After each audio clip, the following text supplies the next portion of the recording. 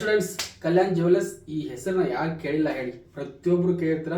So ಅಲ್ಲಿ ಕೂಡ ನಿಮಗೆ ಜಾಬ್ ಓಪನಿಂಗ್ಸ್ ಇರ್ತವೆ. ಅಲ್ಲಿ ನೀವು ಹೋಗಿ ಮ್ಯಾನೇಜರ್ ಹತ್ರ ಮಾತಾಡಬೇಕು. ಸರ್ ವೇಕೆನ್ಸಿ ಏನಾದ್ರು ಇದಾವ ಇದ್ರೆ ಹೇಳಿ ನಮಗೆ. ಅಲ್ಲಿ ನಿಮ್ದು ಒಂದು ರೆಸ್ಯೂಮ್ ಇಟ್ಟು ಬಂದರೆ ಸಾಕು.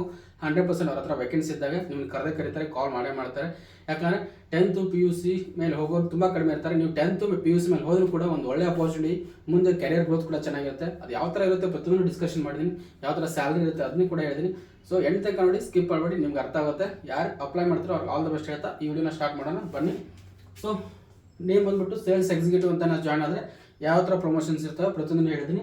ಸೊ ಟೋಟಲ್ ಪೋಸ್ಟ್ ಬಂದ್ಬಿಟ್ಟು 5 to 10 ಪೋಸ್ಟ್ ಇದ್ದಾರೆ. 10 ಜಾಸ್ತಿನೇ ಇರ್ತವೆ. ಯಾಕಂದ್ರೆ ನೀವು ಒಂದ್ಸಲ ಹೋಗಿ ನೀವು ಕಲ್ಯಾಣ್ ಜ್ಯುವೆಲರ್ಸ್ ಎಂಟ್ರಿ ಕೊಟ್ಟು ನೋಡಿ ಎಷ್ಟು ಜನ ಅಲ್ಲಿ ವರ್ಕರ್ಸ್ ಇರ್ತಾರೆ ಅಂತೇಳಿ, ಹೌದಾ. ಸೊ ಸೇಲ್ಸ್ ಎಕ್ಸಿಕ್ಯೂಟಿವ್ ಇರ್ತಾರೆ, ಸೀನಿಯರ್ ಸೇಲ್ಸ್ ಎಕ್ಸಿಕ್ಯೂಟಿವ್ ಇರ್ತಾರೆ, ಆಮೇಲೆ ಮ್ಯಾನೇಜರ್ ಇರ್ತಾರೆ, ಬ್ರಾಂಚ್ ಮ್ಯಾನೇಜರ್ ಇರ್ತಾರೆ. ಬ್ರಾಂಚ್ ಮ್ಯಾನೇಜರ್ ಎಲ್ಲ ಆದರೆಲ್ಲ ನಿಮಗೆ ಡೈರೆಕ್ಟ್ ಬ್ರಾಂಚ್ ಮ್ಯಾನೇಜರ್ ಆಗಿರಲ್ಲ, ಅವರು ಬೇರೆ ಕಡೆ ಕಂಪ್ನಿ ಎಕ್ಸ್ಪೀರಿಯನ್ಸ್ ಆಗಿರುತ್ತೆ, ಇಲ್ಲ ಅಲ್ಲೇ ವರ್ಕ್ ಮಾಡ್ತಿರ್ತಾರೆ. ಸೇಲ್ಸ್ ಎಕ್ಸಿಕ್ಯೂಟಿವ್ ಆಗಿ ಜಾಯ್ನ್ ಆಗಿರ್ತಾರೆ. ಒಂದು 3 to 4 years ಆದಮೇಲೆ ಬ್ರಾಂಚ್ ಮ್ಯಾನೇಜರ್ ಅಂತ ಆಗಿರ್ತಾರೆ. ಸೊ ಆ ಥರ ನೀವು ವರ್ಕ್ ಹಾರ್ಡ್ ಮಾಡಿದ್ರೆ 100% ನೀವು ಅಲ್ಲಿ ಒಂದು ಒಳ್ಳೆ ಪೊಸಿಷನಲ್ಲಿ ಹೋಗ್ಬೋದು. ಸೊ ನೀವು ಅಪ್ಲೈ ಮಾಡಿ ಬಂದ್ಬಿಟ್ಟು ಆನ್ಲೈನ್ ಆಫ್ಲೈನ್ ಎರಡು ಇರುತ್ತೆ. ಆನ್ಲೈನ್ ಅಂದರೆ ಅವರೇ ಹೇಳ್ತಾರೆ ನಿಮಗೆ ಈ ಥರ ಅಪ್ಲೈ ಮಾಡಿ ಅಂತೇಳಿ, ಅಲ್ಲಿ ಹೋಗಿ ಕೇಳಿದ್ರೆ ಗೊತ್ತಾಗುತ್ತೆ. ಇಲ್ಲಪ್ಪ ಇದ್ರ ಕಲ್ಯಾಣ್ ಜ್ಯುವೆಲರ್ಸ್ ವೆಬ್ಸೈಟ್ ಲಿಂಕ್ ಬೇಕಾದರೆ ಡಿಸ್ಕ್ರಿಪ್ಷನ್ ಇರುತ್ತೆ, ಹೋಗಿ ಒಂದ್ಸಲ ವಾಚ್ ಮಾಡಿ, ಹೌದಾ. So next who can apply ಅಂದರೆ ಯಾರು ಬೇಕಾದ್ರೂ ಅಪ್ಲೈ ಮಾಡ್ಬೋದು. ಇದ್ರ ಅಪ್ಲೈ ಲಿಂಕ್ ಬೇಕಾದ್ರೆ ಡಿಸ್ಕ್ರಿಪ್ಷನ್ ಹಾಕಿರ್ತೀನಿ, ಹೋಗ್ಬೇಕಾದ್ರೆ ನೋಡ್ಕೊಳ್ಳಿ.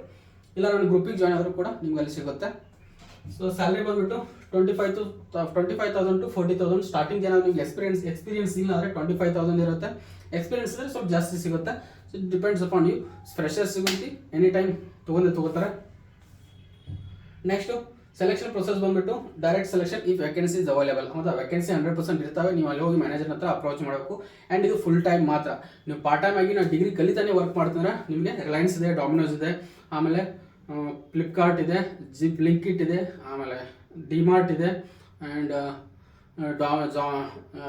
KFC ಇದೆ.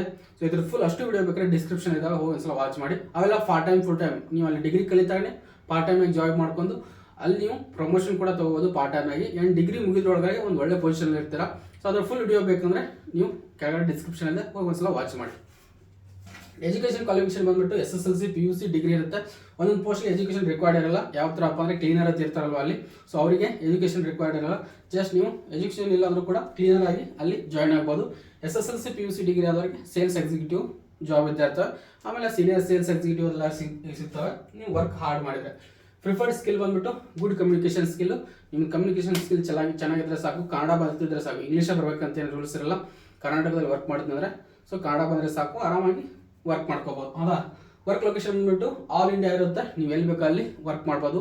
ಇಂಗ್ಲೀಷ್ ಜೊತೆ ಬರ್ತದೆ. ನಿಮ್ಮ ಪ್ರಮೋಷನ್ ಅಂದರೆ ಸೀನಿಯರ್ ಸೇಲ್ಸ್ ಮ್ಯಾನೇಜರ್ ಅಥವಾ ಏರಿಯಾ ಬ್ರಾಂಚ್ ಮ್ಯಾನೇಜರ್ ಅಂತ ಆದರೆ ಸೊ ಅವಾಗ ನೀವು ಔಟ್ ಆಫ್ ಕರ್ನಾಟಕ ಹೋಗೋಕೆ ರೆಡಿನೂ ಇರ್ಬೋದು.